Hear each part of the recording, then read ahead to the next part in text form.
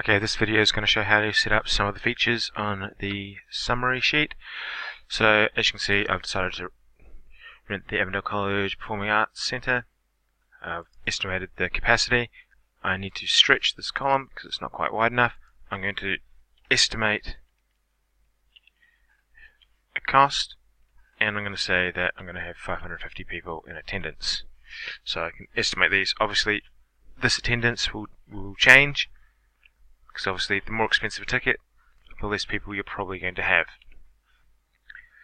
Now we're going to enter in some different formulas. So for the profit, this is revenue minus expenses. So I'm going to go equals B9 minus B10, which is the food and drink expenses. At the moment it's 0, but if I, let's say, put some prices in here, it'll calculate those for me.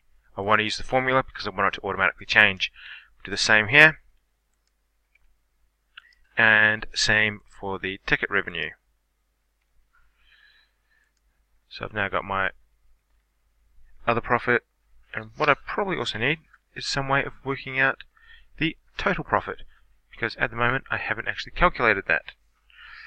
So one of the changes I probably need is to go down and include a total profit.